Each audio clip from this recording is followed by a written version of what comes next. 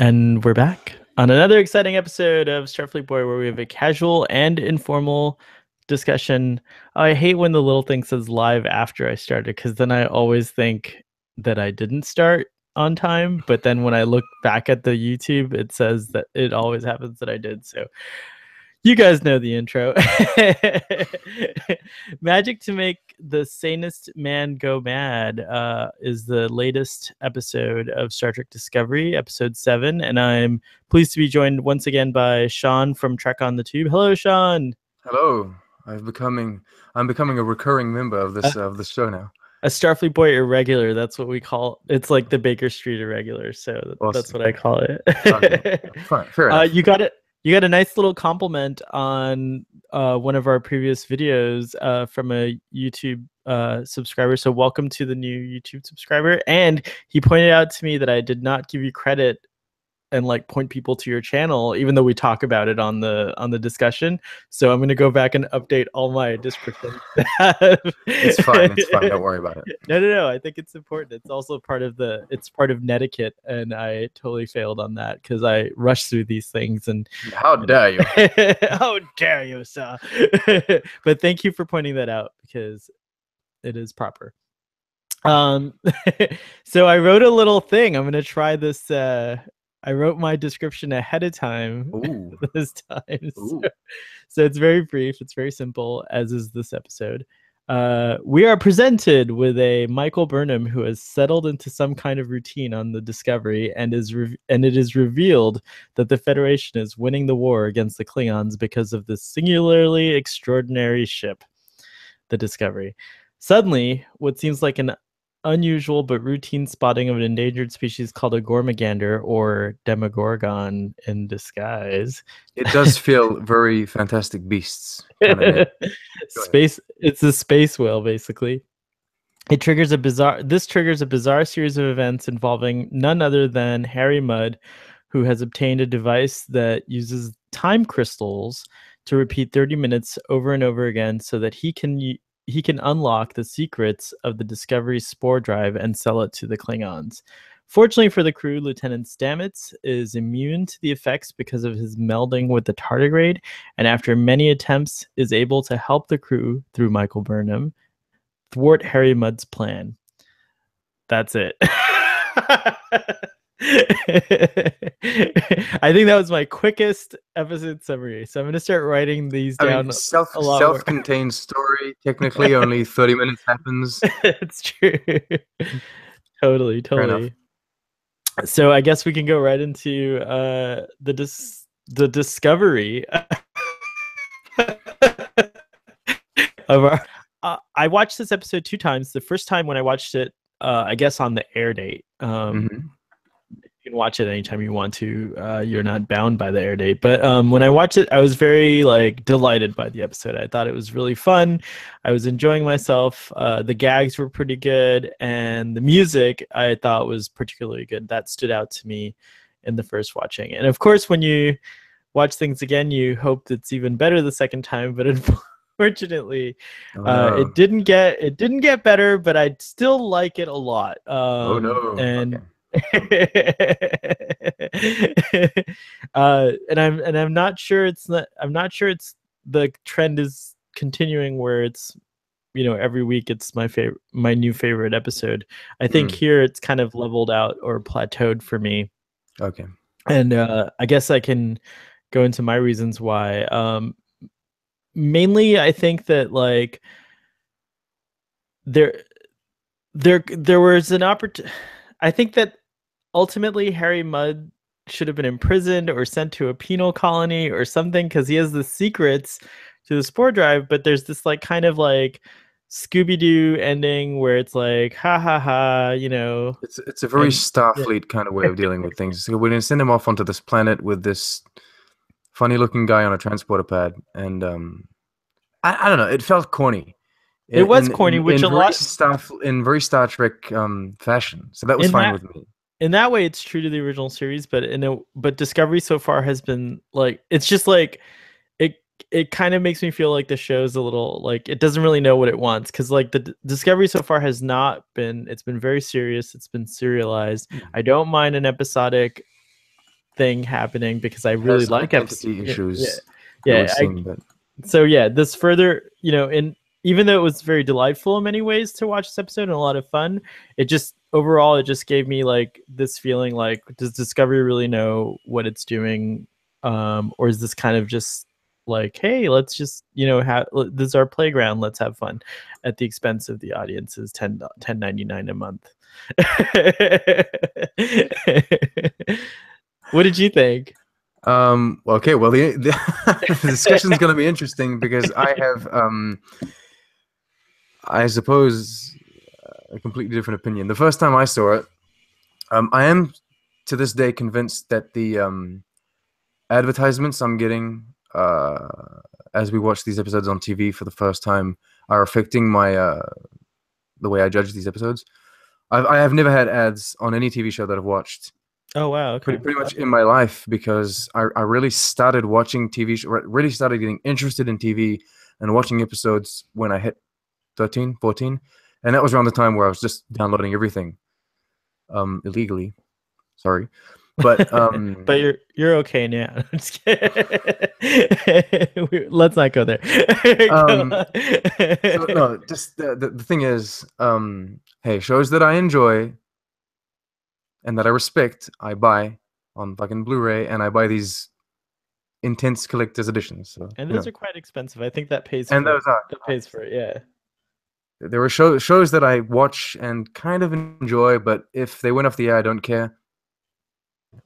Anyway, so this is the first time watching a TV show with ads, and so that might affect my opinion quite a bit. But the first time I saw this episode, I was frustrated, and that frustration grew as time went by. And interestingly, my wife, which is kind of new to Star Trek, she's seen the original series, pretty much all of Next Generation.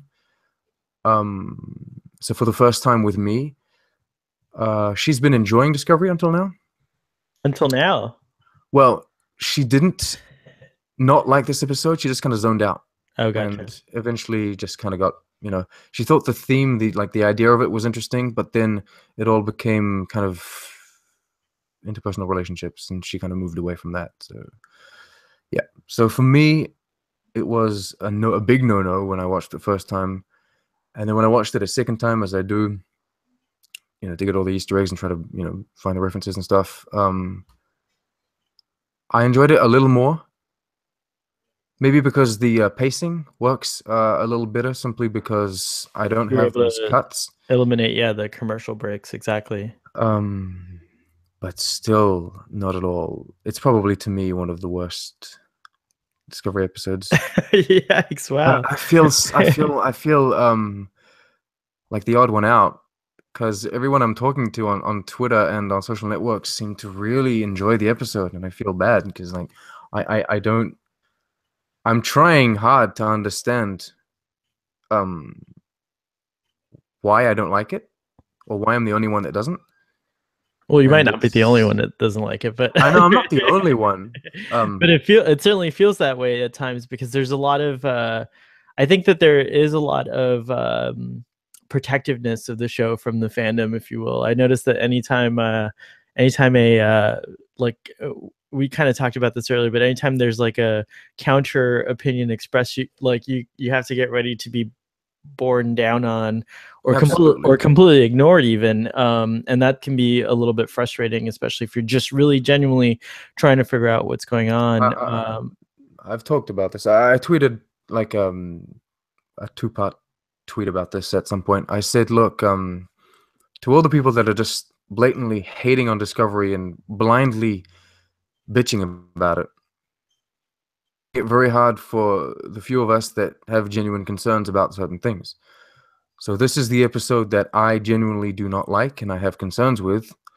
Those complaints are going to be brushed off as hate by, as you say, protective fans or people that are, you know, in charge of the show, taking care of the show, and that are on social networks, etc. So it's, I mean, if you are just truly a hater, just move on and don't watch the show, and let us people that have genuine criticism try to deal with it.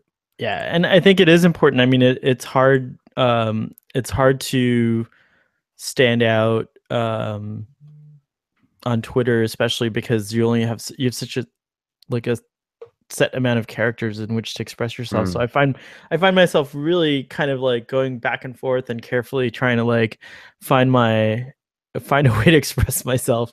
When are we gonna get the longer Twitter limits? Twitter, I don't know. Do you know how much time is spent every day trying to figure out exactly how my tweet is gonna fit into those 140 characters? And right? then it's insane. They say URLs are not counted against you, but it feels like they actually are. Like it doesn't always know. It depends. If you want to be sneaky, you go onto instead of like copy cutting the link to your video, like go onto YouTube and then hit the share button, and then the URL won't be in the 140s, I think. Really? Okay. Yeah. So it encourages that channel. Then I take away the via YouTube kind of thumbnail that they put at the end of your tweet. Oh yeah, yeah. Because they add that on. So. That's funny. Okay, you just help me. It's sneaky, but help me to be a little more savvy on that. That's cool. What have you kind of figured out what your main concerns with this episode are, or frustrations? Like what bothered you the most about the episode?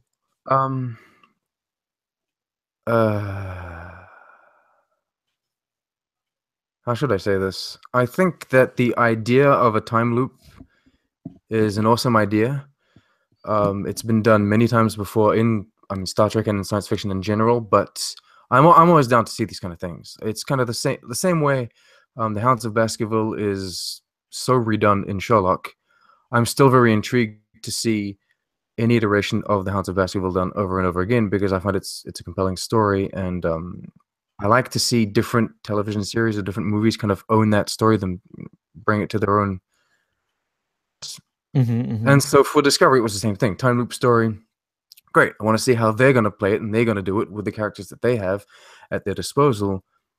Problem is, I see all these holes with it constantly. The biggest one being Stamets starts his loop at different places every time. It's supposed to reset everything, and he's not reset. At some point, he's able to get to the party when he needs it. At some point, I don't know. It's really weird. I think something must have ended up on the editing floor, because now, of course, we have to go into like speculation here. But I thought it was weird that they kept that power glitch kept coming up, but it really didn't get explained or go anywhere. Yeah, well, so I was interested by that. Yeah. Yeah. So I assume that that's the point that time starts, like time resets to every time. So that happen when that's happening, Stamets has a lot of opportunity to be at different places, so to speak. The very first time we see the time loop, they bump it away, and then the next time, which is like several iterations later, Stamets is actually somewhere else, and we can assume that he's trying to convince Culber. Like they never ended up at that other spot, because now he's trying to convince Culber, so he catches up.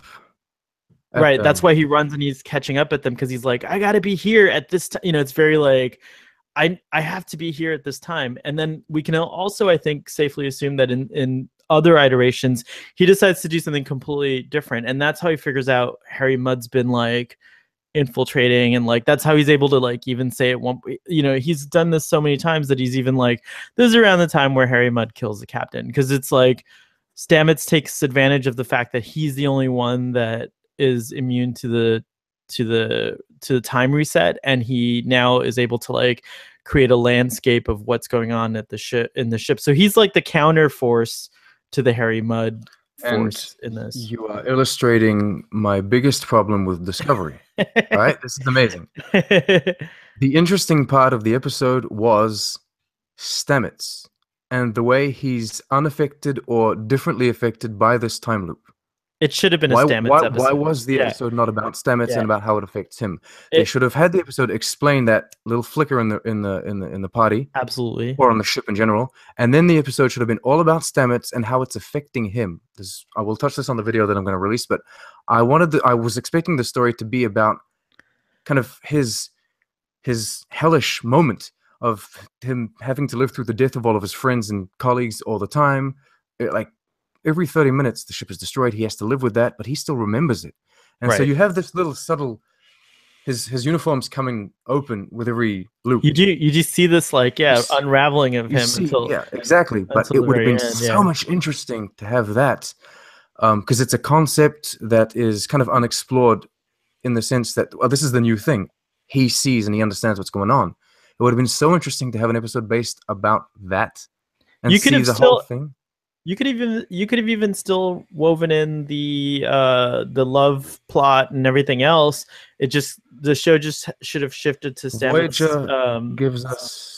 Voyager gives us an episode where everyone has headaches and what have you, or everyone's in pain, and it turns out it's like an out of phase kind of invisible species doing experiments on them. Oh wow!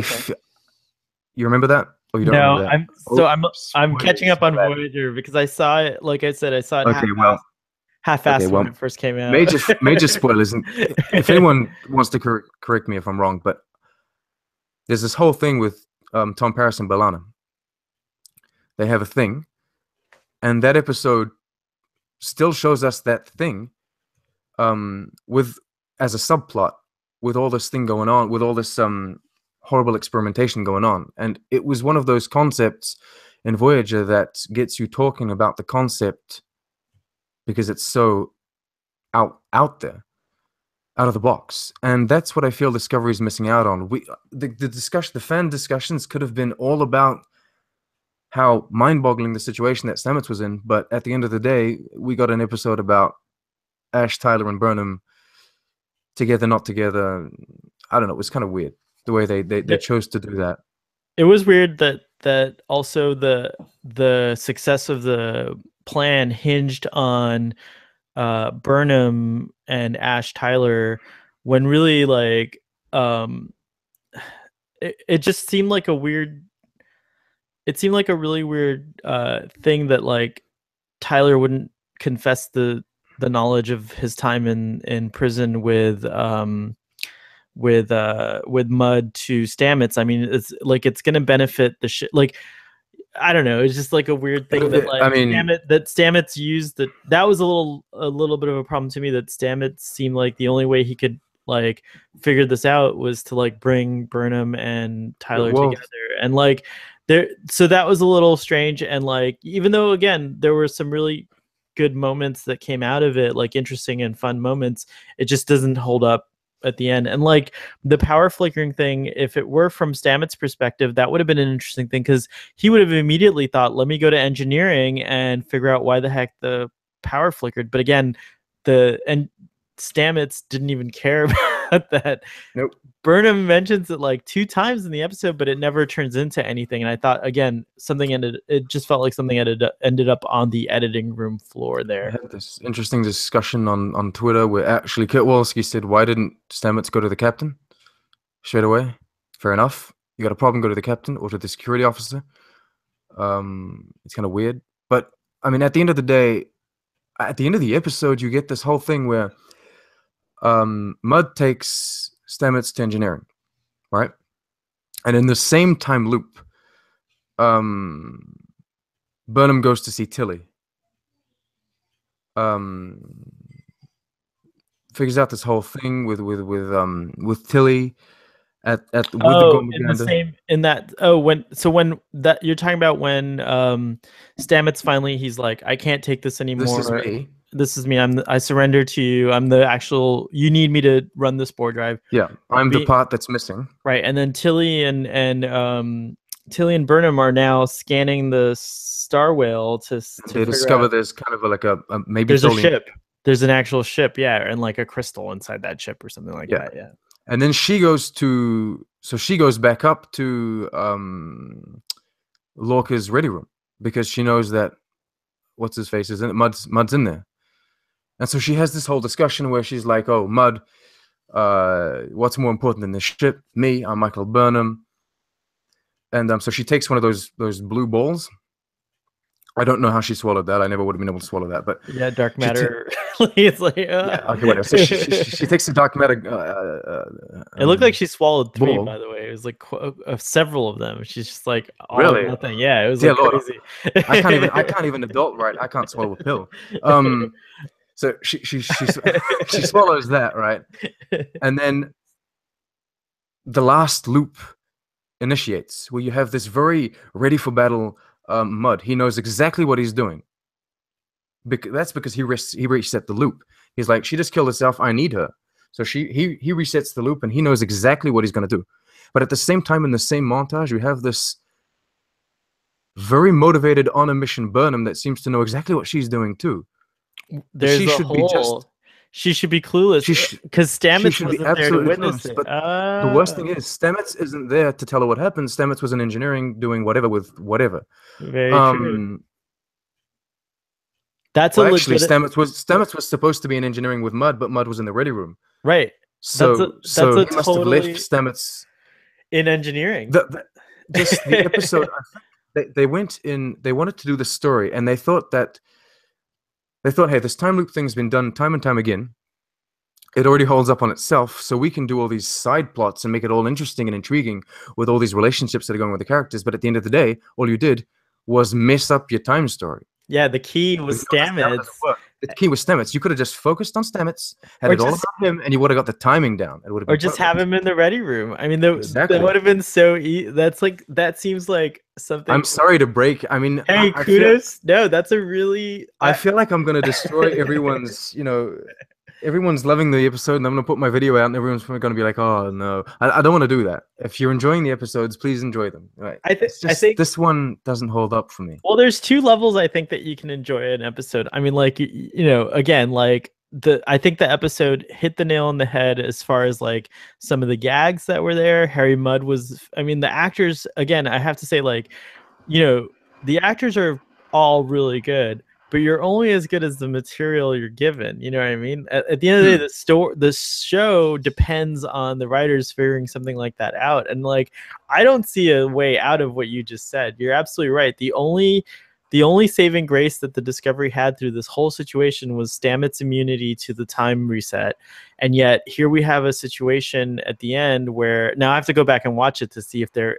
But I really did focus on that. Yeah, it's a dense episode, so I don't know. Maybe there is an answer, but I've watched it a couple of times, and I definitely don't see the answer. So, audience, if you know the answer, feel free to comment below. Yeah, no, they have really this epic montage about how everyone's. But it's like, yeah, that's another thing. Mudd's doing his final loop, so he knows what's going on. He knows exactly how to get out of the Gormegander quick. He knows exactly what's going on in engineering. He has to capture Stamets. He knows exactly what he's doing. In fact, in subsequent, it's even said in the episode that in subsequent situations, he actually transports out of the Gormegander to wherever he needs to go because she detects like a transporter signature in like the second loop or whatever, or whatever subsequent loops. It's even baffling to a certain extent that he would walk onto the bridge rather than beam there. But yeah. I mean, again, and also he's got his just timing like down. There's always there's this whole, and again, like Star Trek is not something that Discovery is the only one at fault for. Star Trek throughout its all of the series are guilty of this. The ship seems to be awesome sometimes, but then other times it's not awesome. It's like, absolutely. That's okay. It's like the ship seems to know when there's an intruder sometimes. But other times, like, it has no clues. Somehow it's like, I'm gonna be honest with you. That depends on who's writing the episode and who's directing it. It's true.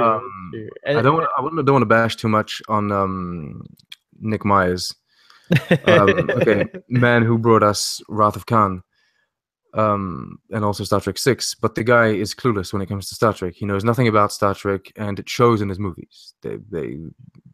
No ship has ever sounded an alarm when you shoot a phaser.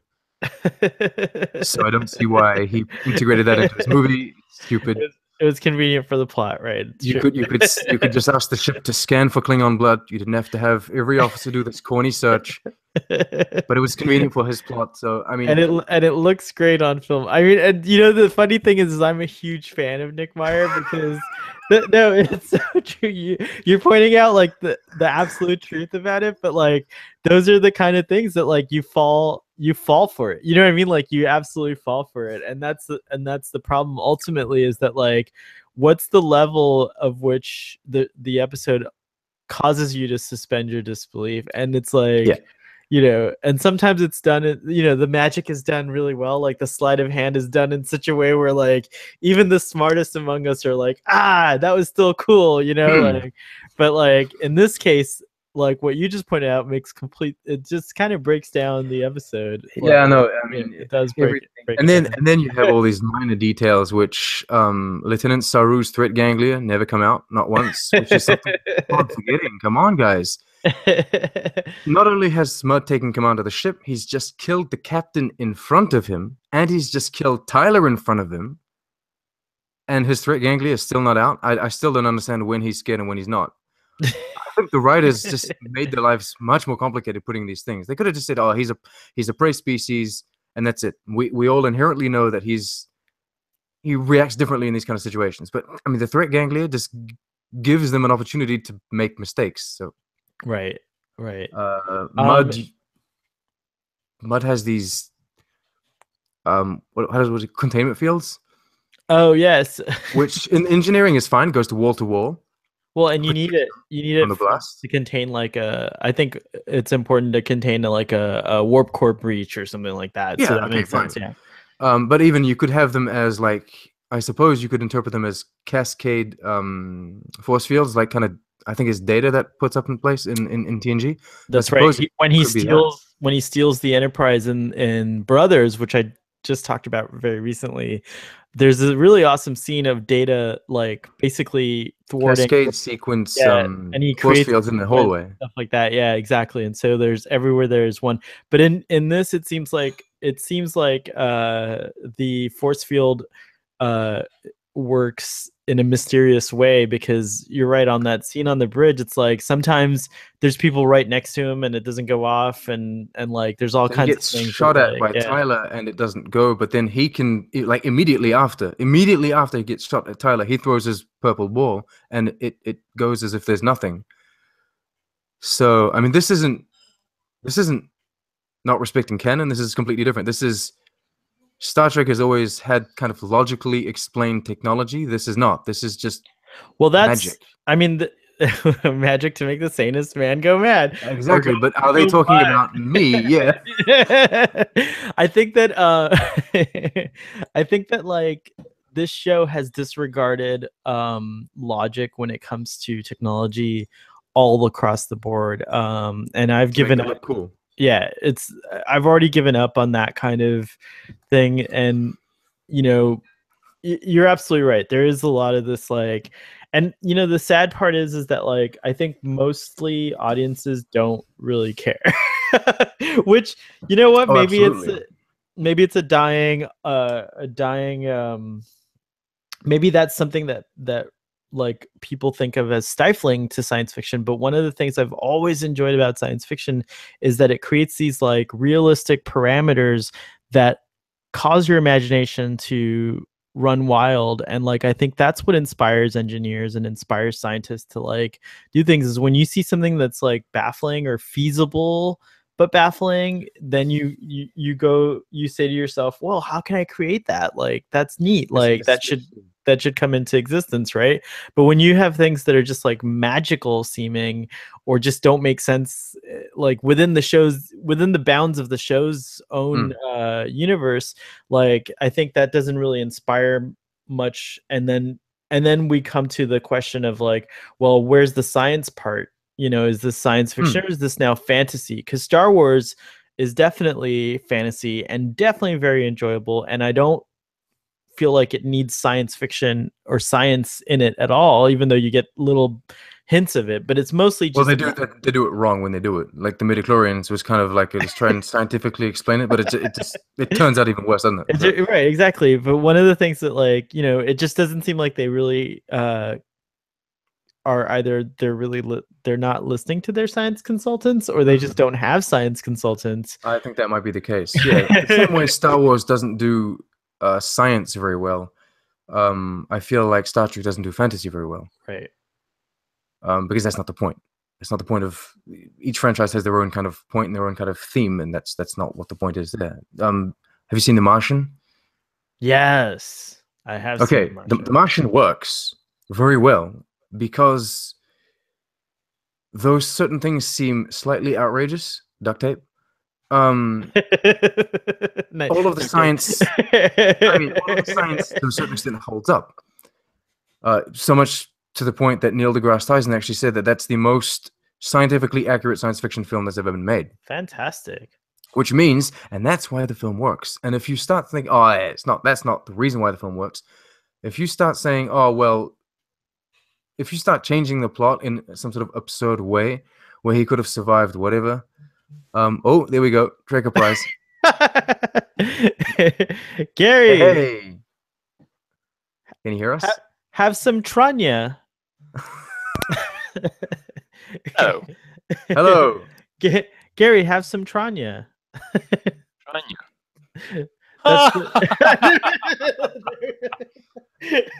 Sorry. What's Okay, this? 6 seconds. Hello. That wasn't the reaction.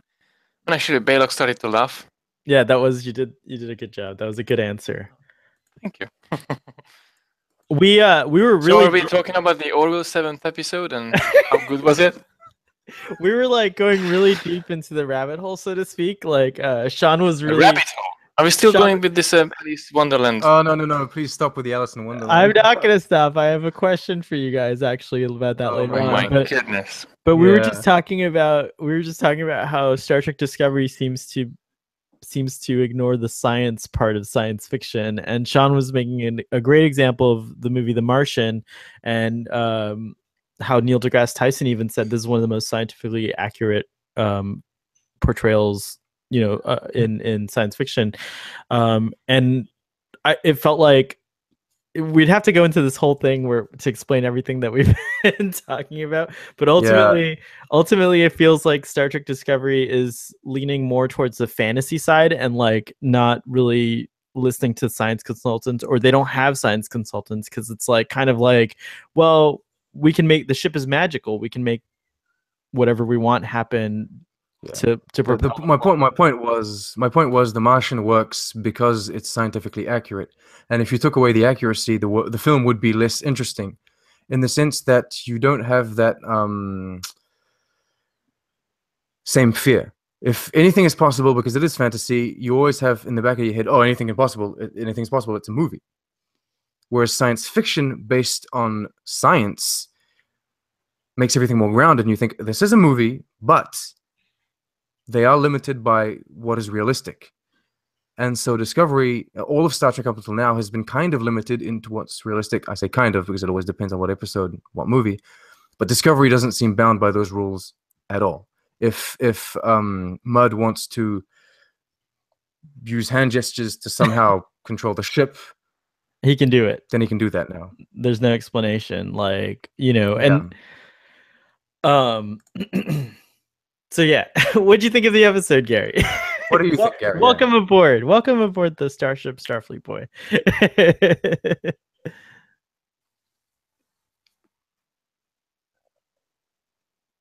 Hello. We're waiting. Gary, are you there? Yes, I am here. I'm here. Yes. Sorry. There's something wrong with the message. I don't know. What did I think about it? Oh yeah, that's another thing. I liked it. That's another thing. Why did Stamets keep looking at his communicator? Is the communicator now also like? No. I agree that it shows the time. I'm fine with that. That's true. I'm fine with that. You're lost on the planet. Look at your communicator for the time, whatever. I just don't really understand why they have the revamped communicators in the episode and in all the episodes, and then this little baby actually it's in the intro sequence. The original is in the intro sequence, not the revised one. Really? Oh, I didn't notice that. I just noticed that yesterday when I was watching it. Like, hang on, that's the old one, not the new one. But I'm gonna check this out. I might debunk your. I'm gonna check this out. All right. So you really tell us your thoughts of the episode while I check this out. Oh my god. I don't know if any of you watched my recap reaction yesterday. No, I haven't had time yet. Tell me about it. We locked ourselves into a time loop again, right? That's no. I go on. I do enjoyed it. I thought I was watching Data's Day at the very beginning from TNG, because of the whole setup of the character Burnham, talking to the computer, making her own log, and going through her daily life basically on board the Discovery. And then we got cause and effect at one point as well from TNG, when the ship destroys and gets back everything together, and they have clues, and Stamets is the main driving force of this whole scenario. And then we have Mud, and I mentioned in my video, and I really liked the episode in this regard. We got a really interesting part of Mud's character. I never imagined I'm gonna see Mud as a guy who actually enjoys killing and enjoy torturing people without any effect, basically, because he can reset the time. And so it was really interesting and dark side of the character itself.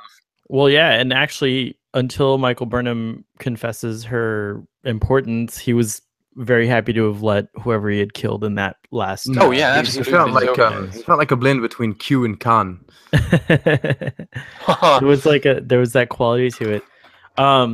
Just confirming, it is the original series communicator in the Discovery intro sequence, which is very interesting because it follows up the Discovery. You're welcome. Oh no, thank you very much. It follows up the Discovery phaser, which is very interesting. A choice. Are they going to move towards that communicator, or did they just? Well, the producers did they not care? The producers have said that as we get closer to that 10-year mark, that everything will start to look and feel more like the original series, which also baffles me. It's like, hey, everyone, strip off all these holograms. We're not using them anymore. At the end of the day, you can just explain it by screens with buttons that are, like, it's like, let's just do. I don't know. Okay, in their defense, they have made a lot of compromises in the sense they have touch screens, but they have a lot of these big physical kind of big buttons going on. So they're trying to make it feel like it was the old the holograms. Okay, maybe someone's gonna have to say that's just way too power consuming. Take it away. But I don't think there's anything. I'm not one of these people that are like, oh, it has to look exactly like the original series or anything like that, because I do definitely agree that, like, based on what we know of technology today, the original series is just not as realistic of what the future is going to look like. At 1960s, that was a really high concept show. Like, people would have been like, whoa, what the heck is their computers like so fast, and like, they use little data cards and all that stuff. Like, none of that's going to be accurate at all. Like, unless someone intentionally makes technology look like the original series Star Trek just for fun, it's not going to be a real thing. So I get all that. Yeah, I get all that. But, like, that's the part of me where it's like, just leave the show, the original series, put it in a little time vault, and like, move on. Like, let's put Discovery in a whole different place, or call it a reimagining. Which brings me to a thing that happened on After Trek. I don't think you guys watched it, but I did. I saw it this morning. Oh, cool. Many advertisements as well. But did Rainn Wilson say in that when he had a meeting with the team to discuss this new universe? I know that could mean a lot of things, but, like, that made me wonder if he didn't let slip that, like, the reveal is going to be that we are in a different universe, and that he let slip that he's coming back, from what I gather. That too. And then he said something about, like, I had a meeting with the team about this new universe that we're in, and then I was like, okay. I didn't hear it that way. I heard it more like they wanted to explain to him that it was taking place in the same kind of within the same world, and so they wanted to bring back this character that's already existed, but they have a different kind of take on it, ambiance, so, as you say, take on it. So they wanted to see how they could balance that out, the kind of ridicule and outrageousness of what Harry Mudd was before, and a kind of realistic, more grounded, modern television character. I think that's kind of where he was coming from. You got to be careful with all these actors and writers that say things, but sometimes they don't exactly employ the right words. And It must be pretty scary being a Star Trek actor. You can say one thing and then you create a complete shitstorm, right? But well, it's I mean, everyone's scrutinizing this show. Absolutely. I mean, I pick apart every single word that's ever been said. You know, when Chris Obi said, "I want to be king of the Klingons," I mean, that created a bit of a problem there. Everyone went crazy, but Emperor. Yeah, no, they were like, "Oh, it's a chancellor." But Emperor, chancellor. That's true. People are so sensitive. Yes, that's very true. That is true, Gary. This is a new age of sensitivity. I'm just saying it generally. I mean, people are sensitive. I think people. I'm not talking about any specific group.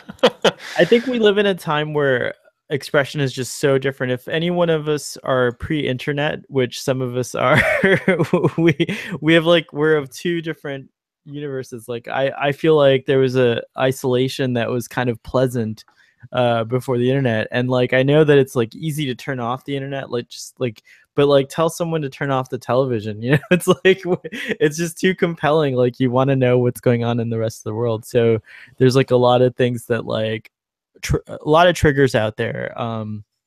Speaking of triggers, on a serious moment, a huge, other than in the expanded Star Trek universe, I just want to make a statement. You guys feel free to chime in or not say anything about this, but I do want to say that Anthony Rapp, on a side note, came out as having had a terrible experience in his youth at 14.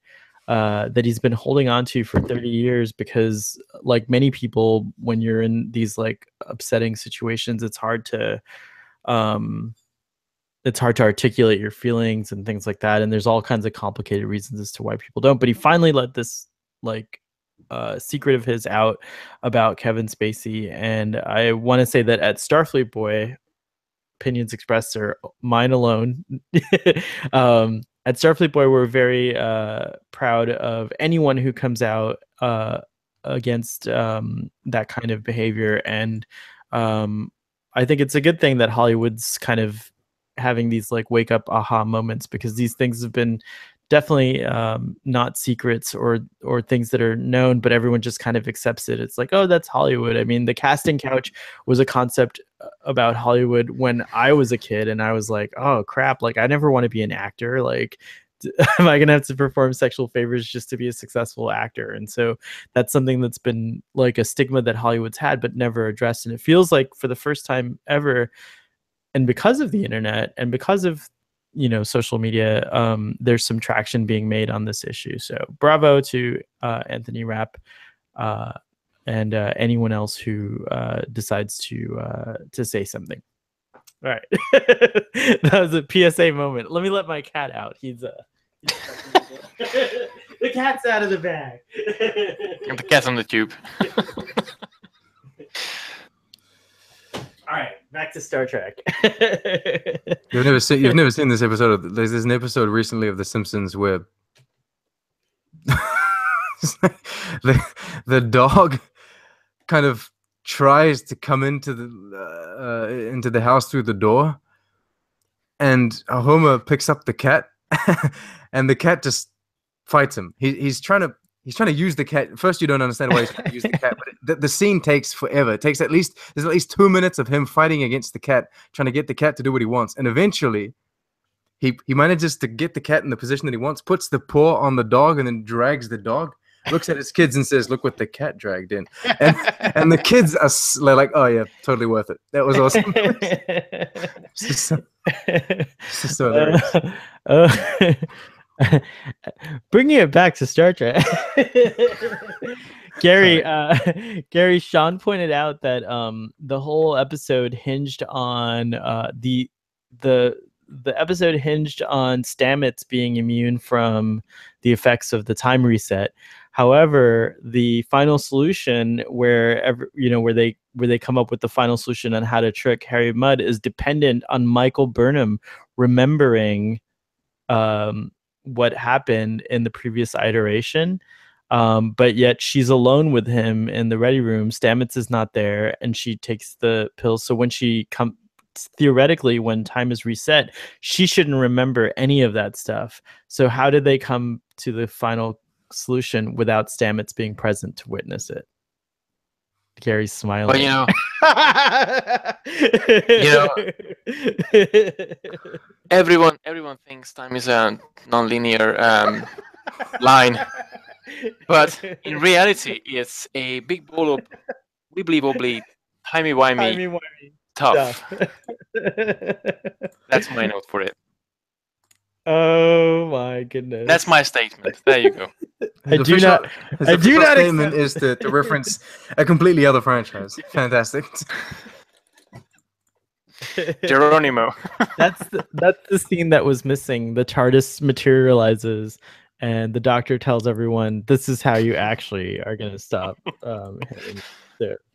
I don't. To be honest. To be honest with By the you, way, this would have been a great episode to tie in. Finally, do a crossover with Doctor Who, which actually almost happened in the Next Generation, but the show ended. Doctor Who ended before they were able to do it. And the episode with Matt Fuhrer, who comes in that little time pod, that was like supposedly like the remnants of the Doctor Who episode. Well, even in Enterprise, they're supposed to do a crossover as well, but BBC shut down the idea from Russell T Davies when he came back with Doctor Who in 2005, so never happened. C'est la vie. But we got future plans, so. But basically the gist of what we were talking about is that, like, that's the problem I think ultimately have personally with Star Trek Discovery, is that, like, on the first watching, there's a lot of there's this kind of wow factor, and you're like, oh wow, but then it doesn't hold up on subsequent watchings because there's a lot of holes, and it's not like it's not like there's other shows are immune to this. I can't think of a show that's just perfect 100%, that's got like every little thing, although Game of Thrones is very close. It's a really tight show, but even Star Trek: The Next Generation. Have you seen recent seasons? Well, I have, but I haven't been like, it's gotten so complex that I'd have to like really go down into. I think that statement is valid when it comes to the books. I haven't read them, but from what I gather, it is a valid statement when it comes to the books. The show has kind of deviated. Well, yeah. Am I gonna be ejected if I say I've never seen a single episode? No, you would never be ejected for your opinion. Only when your internet doesn't. Only when your internet's not working. That's the only. Frankly, I think it's too late to get into Game of Thrones because it's nearly over. You probably have all the spoilers already, and they've already announced 5 spin-offs. So that's just too much. Well, I don't even know anything about too much Game of Thrones, so it's fine with me. I know this guy is in. Is he? Sorry, that was a bad joke. The Dornish. Oh well, Dr. Bashir is in it. Yes, he is. Yeah, he's in it. Dr. Bashir is also in Da Vinci's Demons, and one of the writers of this episode was a writer on Da Vinci's Demons, and I kind of, again, it's an interesting pool. All these writers are from these like cable television shows that are, I guess. Sorry, I just wanted to say his real name because Dr. Bashir, poor guy, Alexander Siddig. Alexander Siddig, yeah. But it's actually, in the first few seasons of Deep Space Nine, he's credited as Siddig El Fadil. Yeah, but that's because his real name is Siddig El Tahir El Fadil El Siddig, and then so many longer names that I couldn't pronounce, and it goes on for there are literally 3 lines of names on Wikipedia. Wow. So I think it was complicated to come up with his stage name, and I think maybe he changed it to Alexander Siddig, which makes sense. Yeah, because so Siddig El Fadil is what he had. Yeah. Was he married to Terry Farrell for a time, or no? Nana Visitor. Nana Visitor. Yeah. Yes, Nana Visitor, 1990. And they actually have 2 or 3 kids. One. Okay. I'm on his Wikipedia right now. I don't know these things, by the way. These aren't the kind of things I know, but. Well. So you should have kept it like this is YouTube magic. Like we all know everything, Were there any other frustrations that you could think of? And Gary, did you have any frustrations at all with this episode, or did you just love it? Frustrations? I don't remember any frustration when I was watching. Actually, I had first time ever in Discovery, I had a moment when I just sit down, I watch the episode, I enjoy the episode. I had like moments when I was like wow, and I had moments when I was giggling and laughing. It was cool. I mean, if it goes on like this, I'm totally on board. I'm even more on board than before. so the argument there is that you're enjoying the episodic style more than the serial style, which is what I do. And you know what? The funny thing is, and it comes back to Mud. We got this different killer type who enjoys torturing people and scenarios, and just setting the time just to get the more information and everything. It's intriguing how he becomes himself at the really end, because at the really end in the transporter scene, he becomes the Mud who I remember from the original series. That's the impression that I got from Rainn Wilson. It's just don't you think it's odd from this? Sorry, go on. No, just he became a mischievous kid. That's what I've got, because Ben Stella arrived and like, oh, you mischievous boy and everything. It's like oh, you Mud, you're not gonna go anywhere. You're gonna stay next with me. And we all know what's happened in the original series when their relationship basically went so wrong. I mean, Mud hated Stella at the end. Like, oh God, not my wife again. So it's like the beginning of that phase of their relationship is just. I found it really to actually see it. It was cool. I don't like the character as much as before, because Mud is one of the characters that I actually don't like in the original series. But I don't know. Somehow I've got closer to him, and it was really interesting to see this sort of flip in terms of the character. There were a lot of nice references to the original character, but I think that's the thing that I find really odd about it, is that like it's like, okay, which is it? Is he the new dark Mud that's not afraid to kill anyone, or is he the old Mud that's like kind of a goofball and an idiot, or is he both? And is that okay? And that's the part. Those are the kind of things that are a little bit unsettling to me. And it's like, I wanna enjoy a series that doesn't feel scatterbrained. It's like Discovery comes across initially as this like kind of dark, more modern series. They're not afraid to use swear words. Apparently there's going to be like nudity and sex in the show as well, and all these things. And it's like touted as like not your father's or grandfather's Star Trek, but then it like blatantly does these like kind of moments of like fan service, which I think like betray the show's intention. And it was like that scene, the list of captains that Saru references, that just felt like completely like, oh, hey, we're actually really Star Trek, because we're gonna put these references into the original series and other captains that you're gonna love, and so like accept us and please like accept us as Star Trek.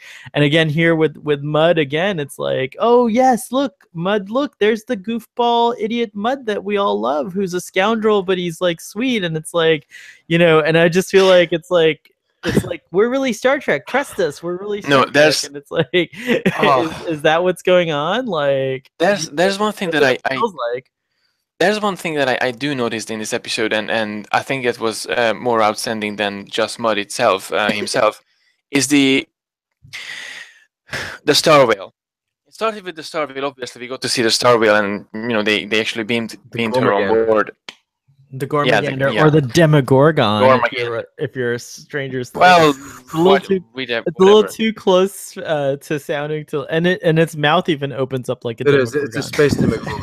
It is a space Demogorgon. No, one of the things that I wanted to say with this is basically they still explorers. You can feel this sort of that was a brief moment in that bridge scene, but they still explorers. They still have regulations to follow, and they still have this. They are at war, but they still have to do the thing that they went out for space at the first time, and that comes back really. Obviously, Lorca didn't really give a damn, but okay, just I don't really care, but just do whatever you want. But there's something. Apart from this, playing the war zone and playing the war heroes and stuff, there's still a sign of exploration in here. That relates to what the boys over at Tickstrick. Tickstrick is another channel that you guys might want to check out, but they have these discussions about Discovery, and in the most recent episode they talked about how, but they haven't really showed us any war, and they thought they were commenting on saying that's a good thing because Star Trek isn't about war, and even if there is war during this time, they're showing us the kind of the sciencey kind of how they travel, etc. I find it completely stupid because this ship is supposed to go from point A to point B in an instant. Why the hell? I like how Burnham does her first officer's log and how she says, "Oh, we've been, falling into some sort of routine." Specialist log. But go on, sorry. What? Oh, first officer's log. Sorry. Yeah, no, it's like a personal log. But why is there a routine, and how is there a routine on a ship that goes from point A to point B instantly? It should be always in battle, or it should be in a battle, taking rest for a few days, in a battle, rest for a few days. It should be absolutely on the forefront all the time, and that's how they explain. That's how they sell the ship. They say we're winning the war thanks to us, but then you guys are doing nothing, floating around finding space whales. It's kind of weird. Not just that. Like the missions that we've seen so far have just seemed like. I mean, we hear about the missions, but we don't actually see them. We've seen one mission, which was literally a snap there and a snap back. Right, and it wasn't really even that exciting, and and also not feasible. Like, why is it? Why are they hovering right over the colony?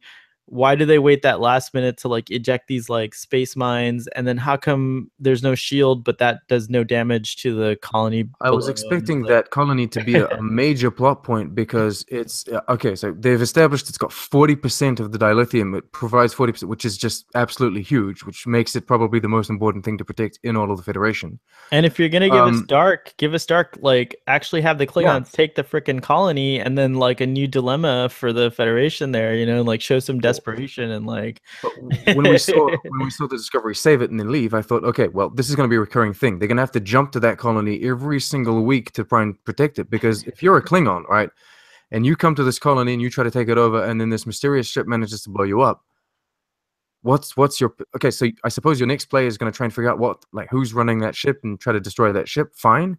But you're still going to try and take that colony. Just go back there with more ships. Well, to be fair, the Federation probably finally, after the Discovery did this, it gave them the break they needed to send an armada over to guard the planet or whatever. But still, okay. But I'm on Starfleet Boy, and Starfleet Boy's teaching me about this, telling me about this. Why is the Discovery? Why is the show not explaining how the war's going on? Because it's set during wartime. I just wanted to point out regarding the list of captains that you talked about. Yes, it did feel like fan service, but it's also something very bad that they've done, in the sense that if anyone has the stupid idea of going back and doing a prequel like they did, they can no longer make their captain important and decorated in the time during Archer and everything that's happening now, because there are no decorated captains in that time. Right. So they've just kind of blocked canon when it comes to that. Instead of leaving things open, or maybe adding some extra names that we don't know who they are, we've never seen, that we could maybe show about. Right. They've just blocked it off. So 5 names. You would think there'd be at least 20 or 30 decorated captains at this point. I mean, even our naval. Those are the most decorated captains. So I suppose you're going top 5, maybe. Yeah. Yeah. But then your top 5 are already people that we've already seen, and that exist 100 years. Separated from each other. It's kind of weird that they chose to do that. It's not very respectful to anyone that wants to go back and do a prequel. Maybe it'll just have people do something after.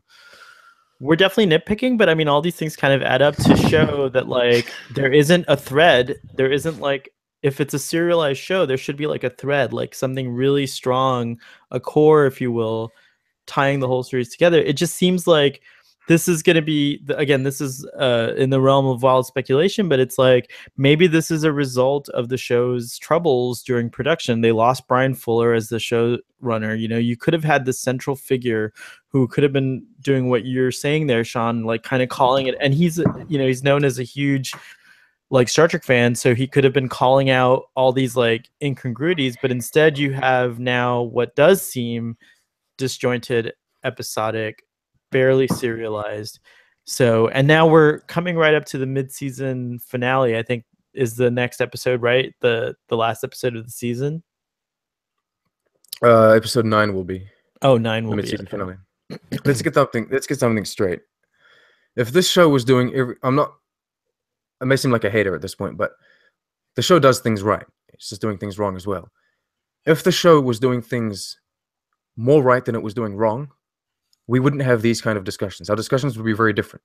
We'd be talking about the amazing concept that is the time loop and the amazing idea that Stamets is unaffected by that time loop. And we would be talking about that kind of out of this world, out of the box concept.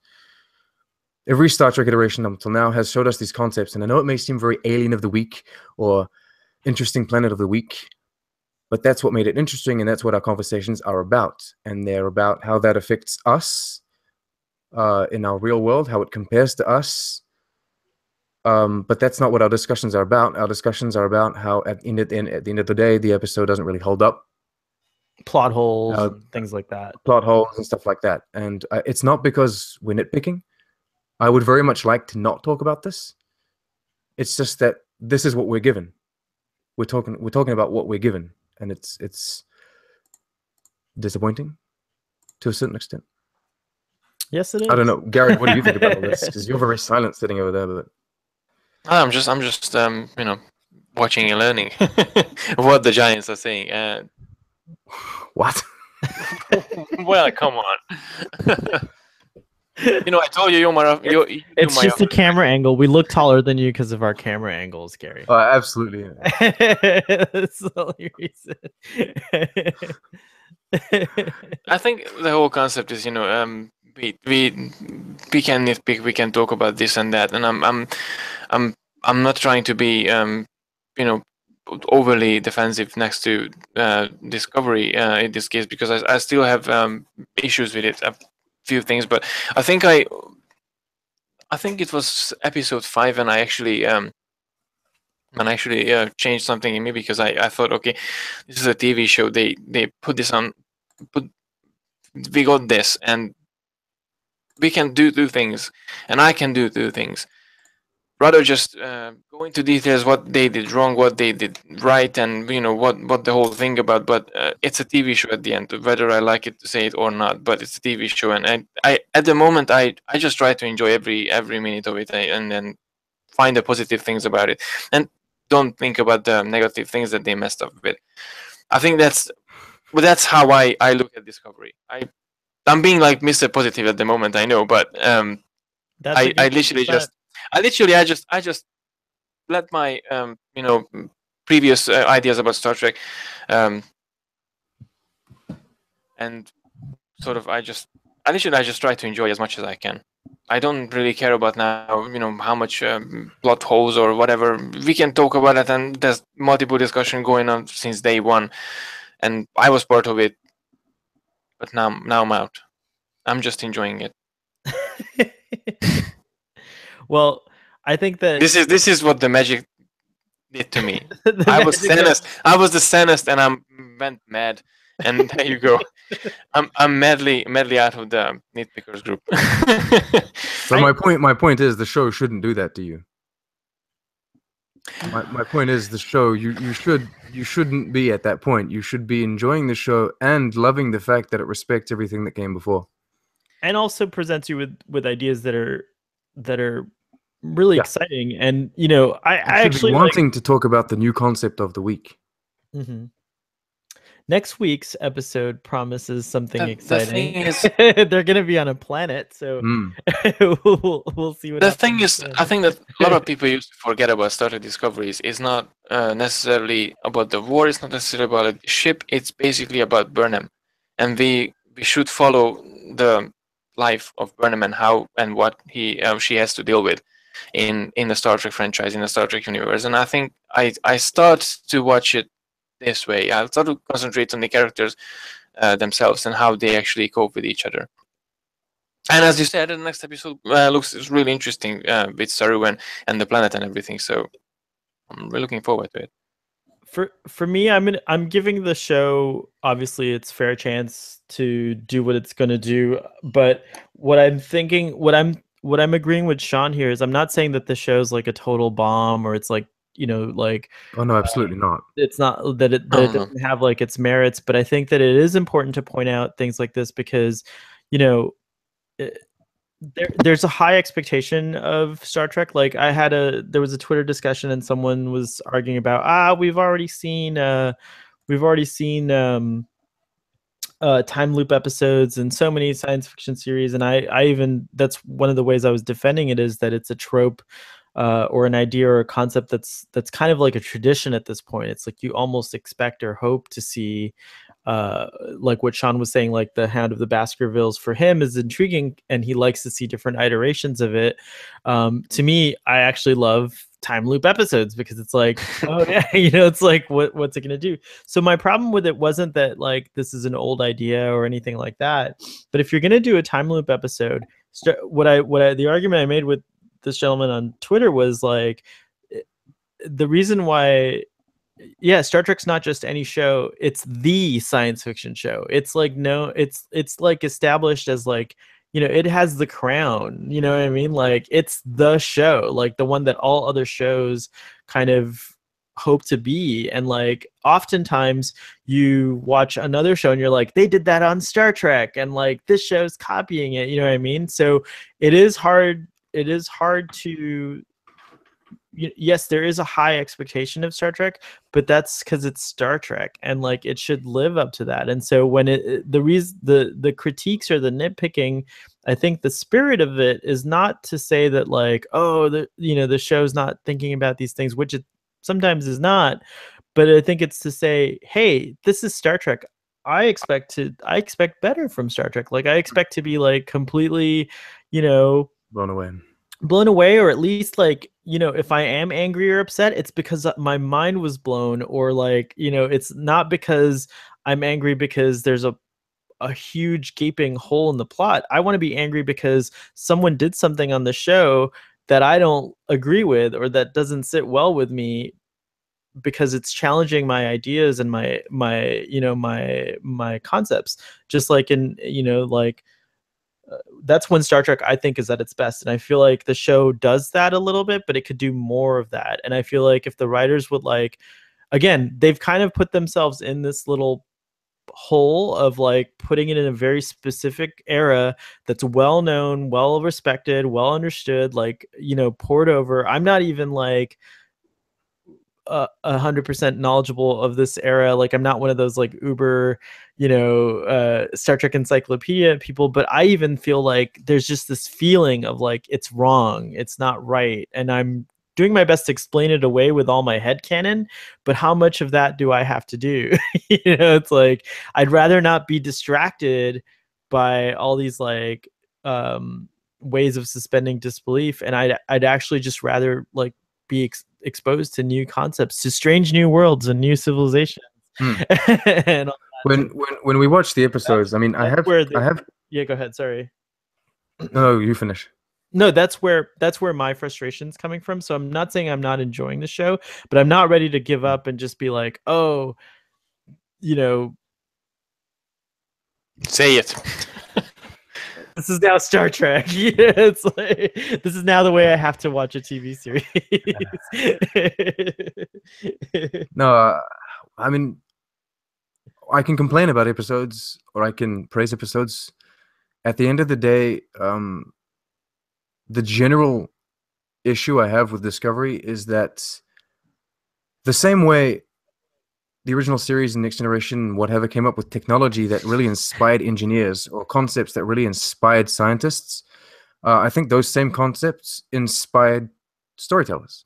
And so you find yourself watching a movie and you're like, oh my God, that's already been done on Star Trek. Then you think, okay, it wasn't as interesting on TNG simply because, well, it was a TV show that only lasted only had like 40 minutes to play with. It's like they don't have the same budget as a movie. They don't have the same time to tell the story. But you know that the idea originated in TNG, and you know that someone that's writing this movie got it from, like, they were inspired from TNG. And I think a lot of Star Trek has inspired a lot of things. every time I see a movie, especially in the science fiction genre, every time I see another television series, I think, oh, this came from Star Trek. Maybe they're enhancing, changing, ameliorating the idea, but it came from Star Trek. I feel like Discovery is bringing nothing to the table when it comes to that. Because not only are they bringing nothing new, but this whole idea of the spore drive, they're using it, and I'm not going to go into the whole debate about whether they're stealing it from the indie game. They're using it from a real scientist and his real concepts. Is not inspiring people to with completely new concepts. Discovery is being inspired by concepts that already exist in our world. Not just that, it's the first time I'm watching a Star Trek show where I'm saying things like, oh, that reminds me of Battlestar Galactica. That reminds me of Stargate. That reminds me of, again, which TNG never... Well, I mean, it was also the only show... that was even Doctor Who in this episode. Yeah, no, absolutely. I don't know if you noticed that. It's like, I shouldn't be reminded of other shows when I'm watching Star Trek. Other shows should remind you of Star Trek. Yeah. The same way The Orville is like a blatant comedic copy of TNG. You should feel all of these shows being inspired by Star Trek, but as you say, Star Trek is not Discovery at the moment inspiring others. I think Star Trek's playing it safe. It's not doing what it's like. Gene Roddenberry, they asked him, why did you set, you could have done your follow-up to the original series. You could have done it in the original series. Like, you still had a viable cast to work with. Like, you could have gotten like Kirk and all these guys back together. You could have also done a show that was set in that same familiar time period. Why did you go to this crazy time in the future where the ship looks strange? They totally turned everyone's idea of what starships look like. The Enterprise D looks nothing like anything that preceded it. Their uniforms are different. They had everything was just weird and strange and new, and it was a little jarring. I remember as a fan when I first saw it. Down to moving along in the timeline, doesn't it? I mean, you've got new technology. This is 20 years after. You got new technology, new CG. Yep. Move along. And Gene Roddenberry said the reason I said Star Trek: The Next Generation and why I focused on that so far in the future is because humanity is about what's next. It's like, let's move on. Let's not dwell in the past. And then, we can get really crazy about this, but it's like the whole problem with a lot of countries feeding on nostalgia, our, make America great again, make Britain its own place again. It doesn't need to be a part of the EU. There's just this, for the Empire. There's just this whole obsessiveness over how we were great before, but we're actually, things are better today than they ever have been, and things are only going to get better. And that's the story that's more interesting to me, not a story about how things were better in the past. And so I think we've gone really deep inside the rabbit hole, as it were. And as the show moderator, I don't even fit in that rabbit hole. It's too far down. It's too small now. It's too far down. I think as the show moderator, before it turns into us just repeating the same things over and over, I think we need to probably wrap it up with some final thoughts about this episode. So I'm going to take this moment to say that my favorite parts about this episode, some of the things that really delighted me, because again, on my first viewing, I was delighted, were things like the Andorian helmet. Even though it wasn't exactly how I envisioned an Andorian helmet, it was pretty cool to see one. I loved the Lorca death montage. That was a really neat bit of film editing, and I thought it was fun, and it was very filmic, and it stood out. I actually really love when Starfleet officers dress down and have a party, and I thought that playing with this whole idea, how everyone's been calling it the disco, and then you have a disco on the disco, and all that, was pretty fun. So despite the episode's flaws, there were a lot of great moments, a lot of fun moments, and overall the fun of the episode was a welcome break from the seriousness of the show so far. So I give it the same rating I gave. It doesn't go up, it just stays the same. So I'm going to give this episode an 8.5, I think is what I gave. No, I gave 7.5. So it gets a 7.5 again. Thank you. So yeah, that's my closing thoughts. What about you, gents? You Gary? first, Sean. Again. Oh my god. Gary likes the last word. I came late anyway. So I should have the last. I still think the acting is really good.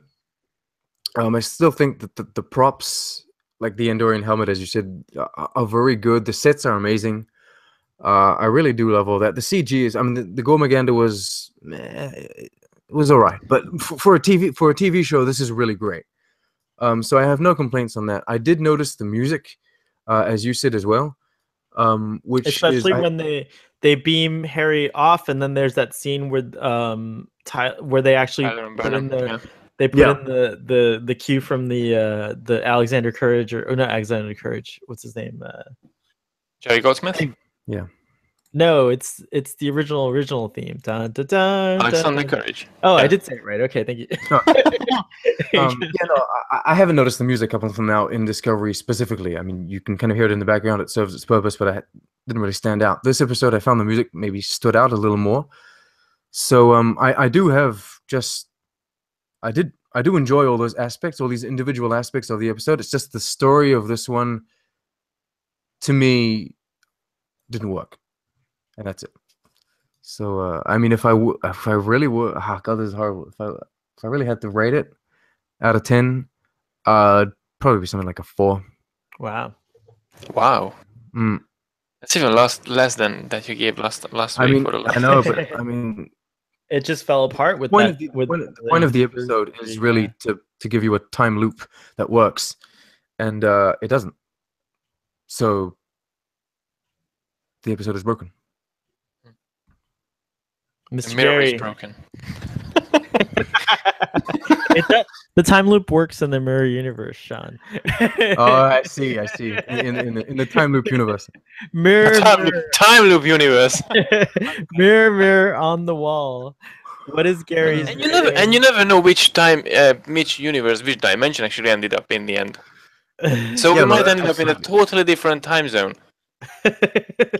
Time zone? What the? Just to add something to your time zone. Time zones are how they're referred to present place perspectives in Doctor Who. Someone actually pointed out I think in a conversation or just as a reaction, comment on one of the video, like basically a time loop generated a quantum universe, a quantum reality that we got to see in parallels in TNG. So, all of those different time frames, 53 or plus, were just different possibilities of the future. It wasn't really just the same thing repeating each other. So maybe not just, traveling between the time realities. I think your commenter is getting different concepts mixed up, but that's another discussion for another time. I think that's why it blows up every time. He's actually destroying the universes that he created and then creating new ones. So that's because I was that was another thing that I was wondering is like, why does it have to end with an explosion every time? Like, because like in the Ready Room, the explosion seemed to start right in front of Harry Mudd. So it seems like something about the process triggered an explosion, but whatever. Again, nitpicking. Gary, I want to take this moment to wait. Did you give your rating, Gary? No, we didn't. I'm intrigued. Oh, I'm still waiting. Would you like some Tranya? What is this? What is this reference that I don't understand? Okay, so you got to go back and watch the original series episode, the Corbomite maneuver. Which has Ron Howard's little brother, Clint Howard, who's a famous actor, now an adult actor, but he was a child at the time. And when you watch it, you'll understand the Tranya reference. I remember the episode. So you got this little guy basically that they went into this big spaceship or something, and which my dad. And he was drinking this a magical drink. Oh, Tranya. This nourishing drink, which we don't know if it was alcoholic or if it was nourishing, but it just seemed to like really make you high. So, and it was called Tranya. He presents himself not as a small alien, but as a big scary one at first. Is that it? Right. That's yeah. And then it's one of the first. It's one of the first episodes. Yeah. You remember we saw Baylock, the Baylock. That's the Baylock. name, yeah. We saw the Baylock puppet in the Star Trek Studios that tour. Oh wow! Behind the mirror.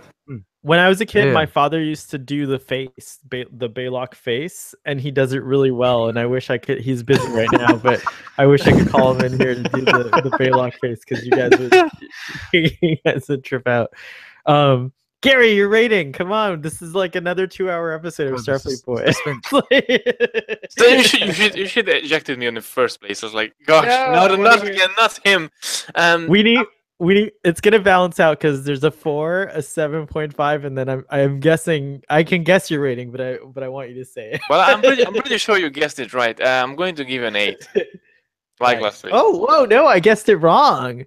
Really? I thought you were gonna go for I thought you were gonna give this episode. This is gonna be a first like a 9 or a 9.5, but no, okay. Ooh. No. 8.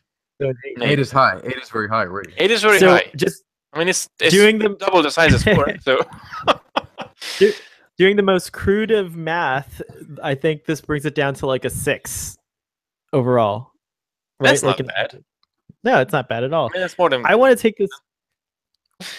take a moment, Gary, to put you in the highlight or the spotlight here because I've mentioned this a million times, but there's no amount of mentioning that you can do to properly thank you for this. But Gary does all the artwork for Starfleet Boy, and as we were speaking, I got the episode artwork for this episode, and it's so amazing. It's like, how did you do that? Is that what you were doing in the background?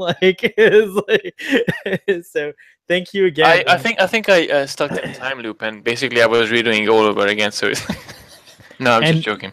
So I have a plan, like it's a secret plan. I think Gary really loves Canada, so anyone out there who's watching Starfleet Boy, please hire Gary, especially if you're in Canada or the United States. I think New York is like on his map as well. Please hire Gary, bring him over here to the United States or to Canada so that we can be more delighted by him. And you'll benefit from his work because it's very good. If you just go to my channel, and also I believe mine as well. Yes, not the thumbnails. Don't look at the thumbnails. Those are hideous, and those are me. But the channel banner and those little intro sequences and end sequences that I got on my videos, those are done by Gary as well. And then if you want to see his work and it's like even like more, go to his channel, which is so pro. I just did a new that's #SoPro. It's